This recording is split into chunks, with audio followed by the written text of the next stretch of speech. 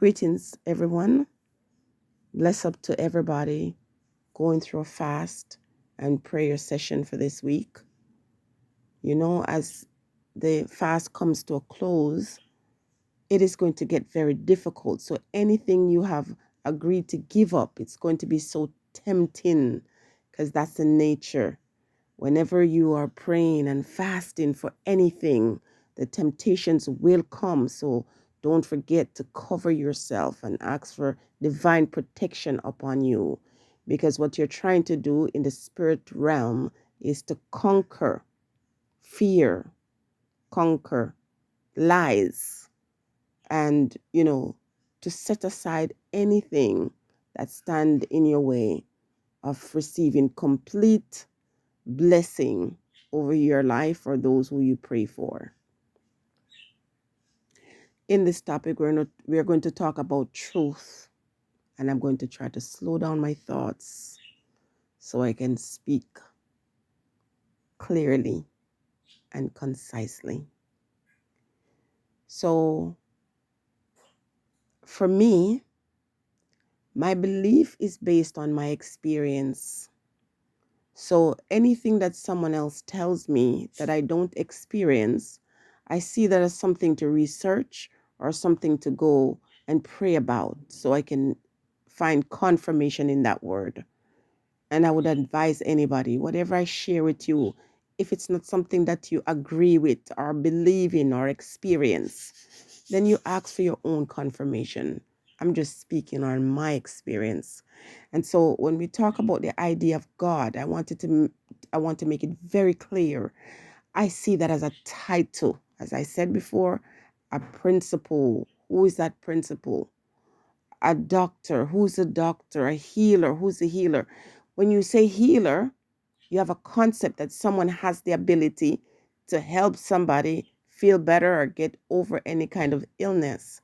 But that in itself does not describe who this person is in terms of their name, the identity, and all of that. So for me, the word God is a title, and I use it.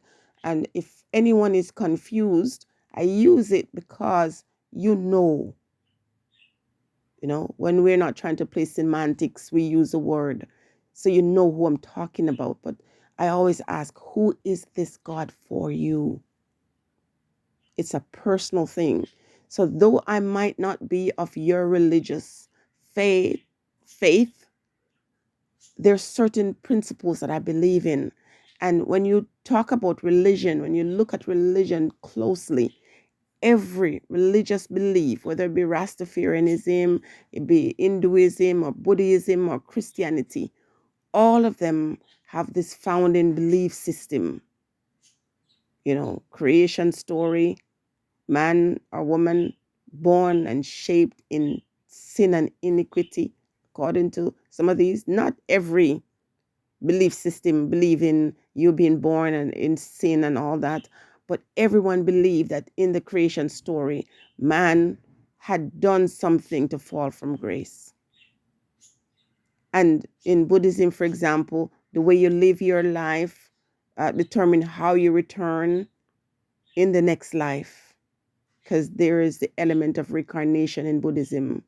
In Hinduism and Jainism, all these concepts of, sin and man falling from grace. So we don't fight over religion. Religion is also based on where you come from.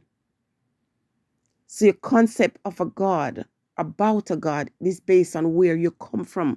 So when you are someone who have an experience with the idea of a God, and based on your experience, you speak on your truth. No one has the right to condemn you. So I can't tell you, don't be a Christian. I can't tell you, don't do this because it's foolishness. It would be wrong for me to do that. I can only speak, and I can sometimes meet you or converge on an idea or a thought so we can continue the conversation. If every person from every religious sect came together and learn about each other, there would be more respect, and we would actually see eye to eye. understand that we all have the same intention, is to worship a creator that brought us in this world, that is responsible for our breath, our life. Those who believe in the Big Bang Theory, I'm not going to tell him not to believe in that. I just know for myself that it doesn't make sense to me. And I leave them with their own thoughts, and I live with mine.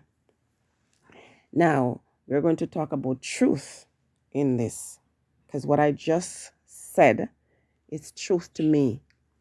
And I'm going to say this: people do not like the truth. Most people are not interested to go in search of the truth. They are comfortable with accepting what someone else gives them, because with this comfort level, they don't have to do any work. They don't have to go in search of truth. They are lazy in their mind. And I think sometimes they don't want to go in search of truth, because that would change everything they believe, and it's too much work. So this is why when you come out and you speak the truth, people get very aggressive with you.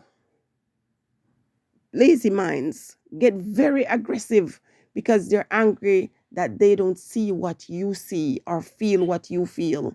It makes them very angry. And so that is why sometimes you shouldn't be arguing with anyone about your faith. If what you believe in brings you joy and peace and comfort, and you're living your life contented to understand that these things are the truth, and you don't want to question any truth, my blessings to you. But from I was a little girl, I always ask why. As an adult, you can tell me nothing and I don't go in research of it. The truth is of paramount importance to me, and anything that I hold as truth, once it's challenged and I realize that my truth holds questions, I abandon that. So if I seem fickle to you or confused to you, it's because of my ability to accept something when I know that what I previously held is not the truth. So after this week of fast is finished, I have spent time honoring some fundamental beliefs in Christianity in this video. I have used the Christian text, and I want you to know that the Bible is an historical book written by people based on their experiences, and they have taken or drawn information from different parts of the world, from different texts, from different religious belief systems. When we were talking about Christianity, there was no such thing as Christianity from the inception of the world. Christianity is something that people, based on the region that they come from, put together culturally, historically, and spiritually. There are things within the Bible that is put there to mislead people. And we talked about that before. Remember, the Bible was withdrawn and came back as a new version, and that there are many books within the Bible that is missing. And people need to understand that if it's not the Holy Spirit teaching you and showing you the truth, picking it out, reading the Bible, and when you look, words are highlighted when you go in the Spirit to show you the truth. You can be led to truth with the scriptures. Do not abandon them. It is very powerful. That Bible is a very powerful tool in the hand of even the wicked. Don't forget that. So when I return and I bring you news about revelations that I've had, and they're based on other truths. Do not feel scared. Do not run away. Open your mind. Open your mind to hearing the truth. There is a lot of explanation around who that true and living being is. And most of us have to determine that for ourselves based on your experience. But this have been another powerful experience for me. This fast and pray, as usual, opens some doors, reveal some truth that I will share. So stay blessed, everyone.